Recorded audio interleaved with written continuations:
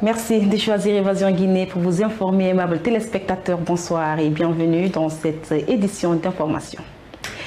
Dans une note officielle relayée par le Premier ministre Amadou Riba sur une instruction du général des corps d'armée Mamadi Doumbouya, les ministres du gouvernement guinéen en mission à l'étranger ont été ordonnés de cesser toute activité et rentrer au pays, et ceux déjà dans le pays sont interdits de sortir hors du pays.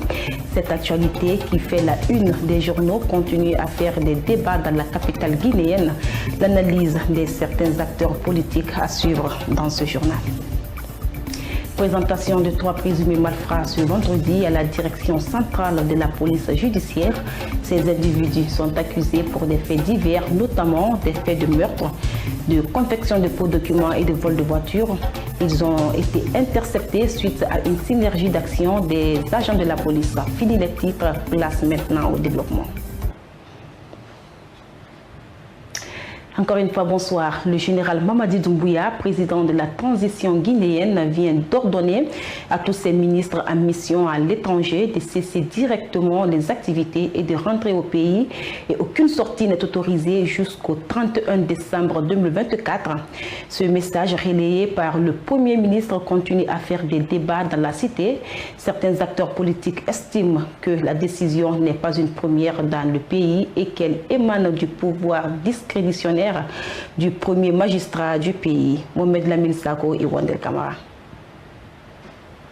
C'est une décision qui continue à créer des débats dans la capitale guinéenne. Dans la nuit de ce jeudi, sur instruction du président de la transition, le Premier ministre a relayé une note officielle interdisant les différents ministres du gouvernement Baouri de sortir du pays et ceux à l'étranger, sommés d'arrêter toute activité et de rentrer au pays. Au sein de la sphère politique, cette actualité est analysée par certains acteurs politiques. Moi, je ne suis pas surpris. Les décisions sont à son pouvoir discrétionnel. S'il l'a fait, je crois que c'est par connaissance de cause. Et ce n'est pas la première fois qu'on dit au ministre de rentrer ou de rester au pays ou de ne pas bouger. Moi, je pense que c'est ce qui les a même amenés à envoyer l'ordre de mission au niveau de la présidence. Donc, aucun ministre n'est habilité à sortir sans l'ordre de mission du président de la République. Poursuivant, il soutient que cette décision émane du pouvoir discrétionnaire du président de la transition. Pour la bonne conduite de la transition, cet acteur politique fait des séries de recommandations. Le dialogue inclusif, le consensus autour de la transition pour vraiment la stabilité et la cohésion sociale. Si j'ai des recommandations à faire, c'est ça. Il est à préciser qu'il est notifié dans cette note officielle que les secrétaires généraux et les ambassadeurs auront la charge de garantir la continuité des représentations à l'international. Insécurité à présent, 3 présumés malfrats ont été présentés à la presse ce vendredi dans les locaux de la DPJ. Ces individus sont interpellés pour des faits divers. Le premier est accusé d'avoir assassiné un caporal-chef de l'armée au mois d'août dernier. Les 2 autres sont cités dans les cas de vol d'un véhicule et dans la confection des faux documents. Suivez leur présentation dans ce reportage signé Mohamed Lamine Sako et Souleymane Souma. L'insécurité continue à sévir dans le pays. Ce vendredi, dans les locaux de la direction centrale de la police judiciaire, 3 présumés malfrats ont été présentés à la presse pour des faits divers. Ces différents malfrats à tour de rôle se sont expliqués et chacun d'eux a reconnu les faits qui lui sont reprochés. Le premier, du nom de Amadou Diallo, appartient à un groupe de gangs qui ont tué un caporal-chef de l'armée dans une carrière de Grandita Manéa.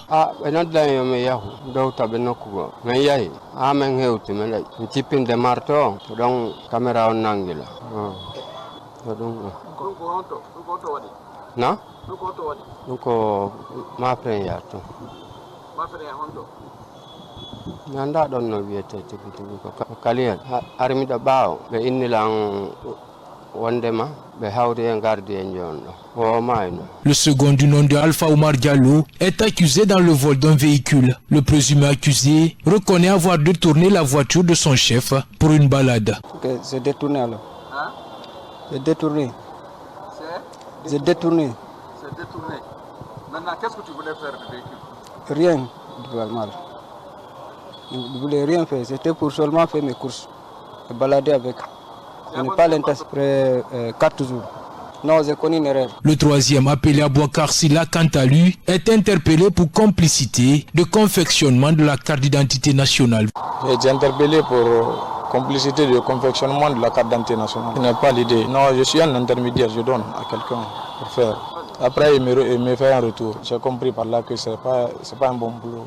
Lors de cette présentation, le commissaire de police à la direction centrale de la police judiciaire a apporté des éclaircissements sur la manière dont ces 3 présumés malfaiteurs ont été interceptés par les agents des forces de l'ordre et de sécurité. Dans la nuit du 25 au 26 août 2024, aux environs de 2 h du matin, des individus armés de PMAK ont perpétré une attaque dans une carrière de granite 6 à Moriawari, dans la sous-préfecture de Maferia, dans la préfecture de Fourkaria, au cours de laquelle ils ont tué le caporal-chef Amara Sidibé en service sur les lieux. Alors, la direction générale de la police nationale, à travers la direction centrale de la police judiciaire, a ouvert une enquête contre X qui a permis d'interpeller le nommé Amadou Diallo, alias Maoubé, âgé de 60 ans.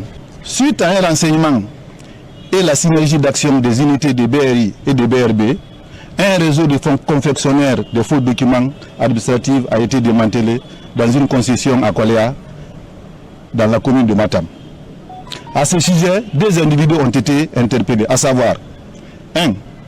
Aboubakar Silla, âgé de 35 ans, se disant administrateur civil domicilié à Korontine, dans la commune de Kalom. Le 3 octobre 2024, notre service a reçu la plainte d'une société minière de la place, formulée contre l'un de leurs chauffeurs nommé Alpha Oumar Diallo, pour le fait de vol portant sur un véhicule de marque Mitsubishi L200. Aussitôt saisi, nos investigations ont permis d'interpeller le nommé Alpha Oumar Diallo, âgé de 25 ans. Les individus ont été démantelés suite à une synergie d'action des services de renseignement. Ce responsable à la DPJ appelle la population à une parfaite collaboration pour mettre fin ou freiner cette insécurité grandissante dans le pays. Ce message que je vais lancer à l'ensemble de la population, c'est celui de collaborer avec les services de sécurité.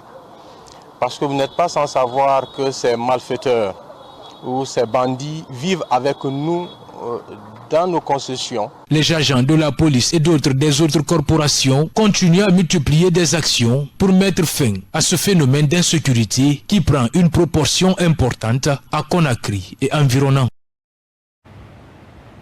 Éducation, on en parle dans cette édition d'information. La rentrée universitaire prévue le 14 octobre 2024 pourrait être perturbée en Guinée et pour cause, le syndicat national autonome de l'enseignement universitaire et de la recherche scientifique agite une menace de grève. Rencontré ce vendredi, le secrétaire général de cette entité a expliqué les motifs de cette décision. Bintou Touré et Mohamed et Wandel Kamara. Octobre 2024, le syndicat national autonome de l'enseignement supérieur et de la recherche scientifique agite la menace d'une grève. Rencontré, le secrétaire général explique le motif de cette grève. Le motif, n'est-ce pas, de l'agitation de la grève que nous comptons déclencher est lié à la non-obtention de l'arrêté d'engagement de nos homologues qui devraient être engagés bien avant le mois de septembre. Et nous sommes à quelques jours, n'est-ce pas, de la rentrée universitaire jusqu'à date. On n'a pas encore obtenu cet arrêté d'engagement. Après avoir mené toutes les démarches auprès du ministère de la fonction publique. Parce que en ce qui concerne l'enseignement supérieur, rien ne retarde à ce niveau. Tout a été déposé au niveau de la fonction publique. C'est au cadre de la fonction publique qui devrait, n'est-ce pas, diligenter, n'est-ce pas, l'obtention de cet arrêté d'engagement. Mais avec tout ce que nous avons mené comme démarche, nous restons encore, n'est-ce pas, sur notre fin. C'est ce qui nous amène maintenant à dire si rien n'est fait, nous aussi nous allons boycotter la rentrée universitaire qui doit avoir lieu, n'est-ce pas, le 14 de ce mois d'octobre. Cependant, le secrétaire général du syndicat national autonome de l'enseignement supérieur et de la recherche scientifique lance un message au président de la transition, général Mamadi Doumbouya, pour l'amélioration des conditions de vie des anciens chercheurs. Et nous demandons, n'est-ce pas, aux autorités à tous les niveaux de s'impliquer afin que nous arrivions à obtenir, n'est-ce pas, cet arrêté d'engagement. Parce que c'est un élément essentiel et obligatoire même, s'il faut dire ainsi. C'est obligatoire. Donc il faut que nous soyons rétablis, n'est-ce pas, dans notre droit. Ça fait partie, n'est-ce pas, de notre protocole d'accord que nous avons signé depuis 2023. Si jusqu'au maintenant là, avec tout ce que nous avons fourni comme information, comme documentation, il n'arrive pas à sortir, n'est-ce pas, cet arrêté d'engagement, c'est que quelque part, nous pensons que les gens ne veulent pas respecter leur signature Et nous nous tenons à notre engagement, à notre signature, parce que ça fait partie de notre identité. On ne va pas blaguer avec cette situation-là. Selon le secrétaire général, d'ici le mardi, si rien n'est fait, sa corporation boycottera la rentrée universitaire 2024-2025 prévue pour ce 14 octobre. Et puis, depuis le 17 décembre 2011, l'Assemblée générale des Nations unies a déclaré le 11 octobre comme journée internationale de la jeune fille afin de reconnaître les droits des filles et les obstacles particuliers auxquels elles sont confrontées dans le monde. Nos reporters Fatmata Aoussalino et Sedouba Kamara sont allés à la rencontre de quelques féministes pour parler de l'importance de cette journée. Suivez. Depuis 2011, l'humanité a décidé de célébrer chaque 11 octobre comme journée internationale de la jeune fille. Une manière de mettre l'accent sur les défis auxquels elles sont confrontées, de promouvoir leur autonomisation et le respect de leurs droits. Kadiatou Bachir Diallo s'exprime sur l'importance de cette journée. Déjà, c'est une bonne chose que la Guinée, on commence à reconnaître des journées comme ça et qu'on fête et tout. C'est récemment ça a commencé. Et la journée internationale de la jeune fille, c'est une journée qui doit rappeler à tout le monde que la jeune fille, elle existe et qu'on doit se battre pour elle parce qu'elle est jeune. Donc les Amazones de la presse, déjà, on met en lumière les femmes. À travers nos écrits, on fait des articles sur les femmes. On a aussi des émissions qu'on invite uniquement les femmes pour mettre en lumière ce qu'elles font et montrer qu'elles sont aussi des exemples et des modèles à suivre. Cette autre féministe nous parle de la place de la jeune fille dans la société. Cette journée internationale de la jeune fille, comme chaque année, on révèle tous les jours ce qui se passe avec les jeunes filles. Nous sommes des jeunes filles, on veut être vues partout comme les garçons, on veut être éduquées, on veut se faire voir de façon positive. Parce qu'on sait que les filles aussi peuvent apporter beaucoup dans la société. Il n'y a pas que les hommes qui veulent faire ça. Donc on veut être suivis, on veut mettre fin à toutes les violences, à toutes les discriminations auxquelles nous faisons face. Kadiatou Bachir Diallo n'a pas manqué de messages à l'endroit des jeunes filles de son âge. J'appelle toutes les jeunes filles à prendre du sérieux dans ce qu'elles font.